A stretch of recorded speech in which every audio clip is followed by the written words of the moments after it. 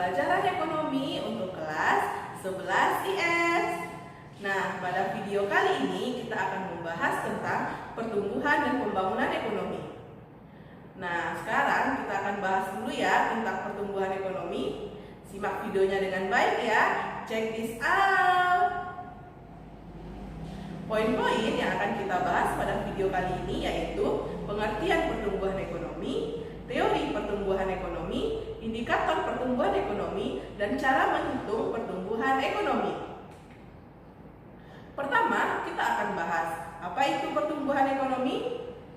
Pertumbuhan ekonomi adalah suatu keadaan di mana terjadi kenaikan PDB atau produk domestik bruto suatu negara atau daerah dari satu periode ke periode selanjutnya, tanpa memperhatikan perubahan pada struktur ekonomi. Jadi, dalam pertumbuhan ekonomi yang menjadi ukurannya adalah peningkatan PDB atau disebut juga dengan GDP, Gross Domestic Product. Oke, selanjutnya kita akan bahas teori pertumbuhan ekonomi. Teori pertumbuhan ekonomi dibagi menjadi 3. Yang pertama ada teori klasik. Teori klasik muncul pada akhir abad 17 dan pada awal abad 19, yaitu pada masa revolusi industri. Yang kedua ada teori neoklasik. Dalam teori neoklasik, faktor terpenting adalah kemajuan teknologi dan peningkatan kualitas tenaga kerja. Dan terakhir ada teori historis. Teori pertumbuhan ekonomi historis membahas pertumbuhan ekonomi secara berurutan.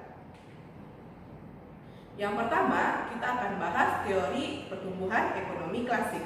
Teori pertumbuhan ekonomi klasik dibahas oleh 2 ahli. Yang pertama ada Adam Smith, yang kedua David Ricardo.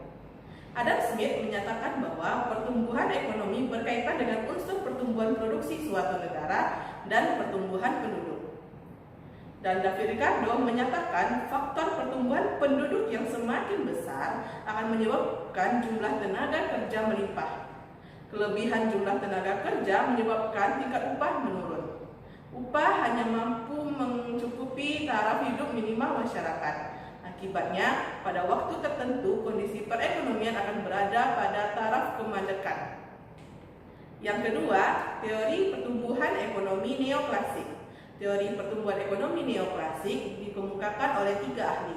Yang pertama ada Harrod dan Domar, sehingga teorinya disebut dengan nama teori Harrod-Domar. Harrod-Domar menyatakan bahwa perekonomian dapat mencapai pertumbuhan ekonomi yang stabil dalam jangka panjang dipengaruhi oleh investasi pada permintaan agregat, pertumbuhan kapasitas produksi, dan penanaman modal. Yang kedua, teori Schumpeter. Teori ini disampaikan oleh seorang ahli bernama Schumpeter. Schumpeter membahas peran pengusaha dalam perkembangan proses pertumbuhan ekonomi. Dalam proses pertumbuhan ekonomi, yang paling berperan itu inovasi yang dilakukan oleh para inovator dan wirausahawan. Jadi, menurut Schumpeter, yang akan membantu pertumbuhan ekonomi adalah wirausaha. Yang ketiga ada teori Solow-Swan.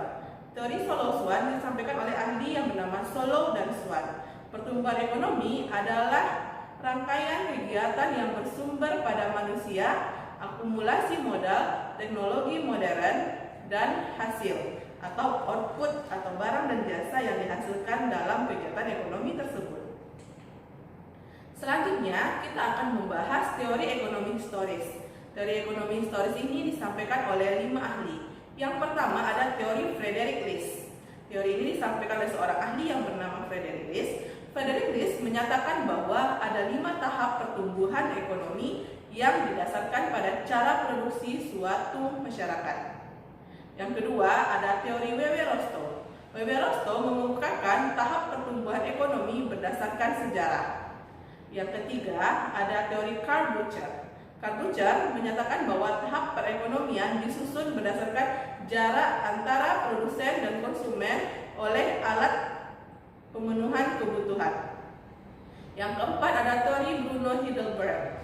Bruno Heidelberg menyatakan bahwa pertumbuhan ekonomi menekankan adanya evolusi dalam perekonomian masyarakat. Kemudian teori Werner Sombart. Werner Sombart menyatakan bahwa pertumbuhan ekonomi didasarkan atas susunan struktur ekonomi atau kelembagaan yang ada di dalam suatu negara. Kita bahas teori historis yang pertama, yaitu teori Friedrich List. Friedrich List membagi menjadi 5 tahap. Yang pertama yaitu tahap berburu. Pada tahap ini, masyarakat memenuhi kebutuhannya di alam dan hidup masih berpindah-pindah atau disebut juga dengan nomaden. Yang kedua, ada tahap beternak. Pada tahap ini sudah ada kegiatan pengolahan seperti beternak dan sudah ada penduduk yang tinggal menetap. Yang ketiga, tahap bertani.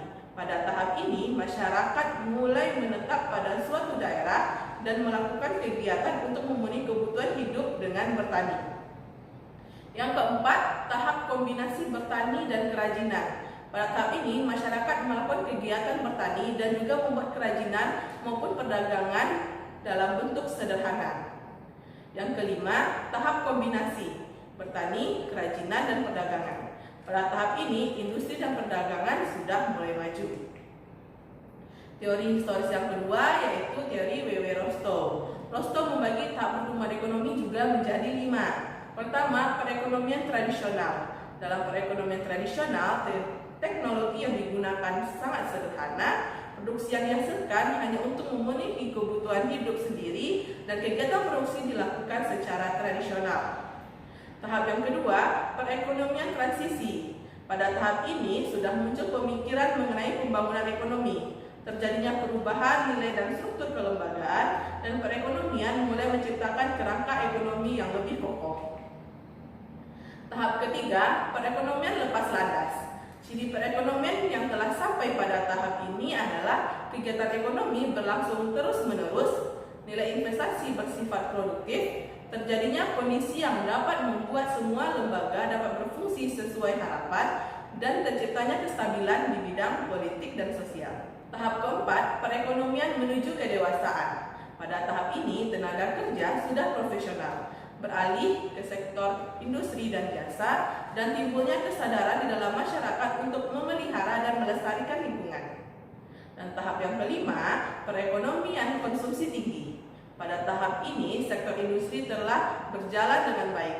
Tujuan utama konsumsi masyarakat untuk meningkatkan arti hidup dan timbulnya usaha-usaha untuk menciptakan kesejahteraan yang merata.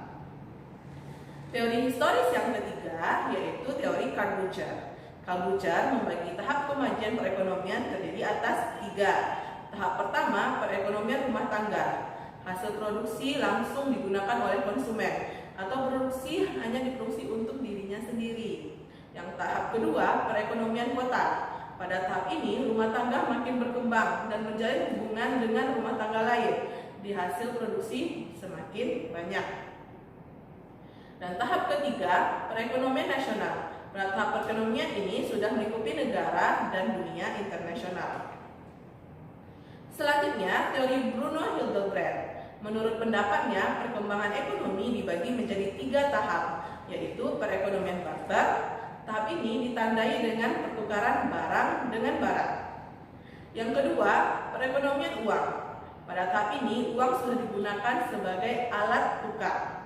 Dan yang ketiga, perekonomian kredit. Pada tahap ini, perekonomian sudah banyak menggunakan instrumen kredit. Yang terakhir dari teori historis yaitu teori Werner Sombart. Tahapan pertumbuhan ekonomi dibagi menjadi 3. Yang pertama, masa perekonomian tertutup. Kegiatan manusia hanya memenuhi kebutuhannya sendiri, belum ada pertukaran barang atau jasa. Yang kedua, masa perekonomian kerajinan dan pertukaran.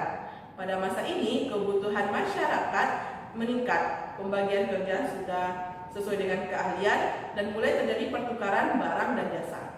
Dan tahap yang ketiga, masa perekonomian kapitalis.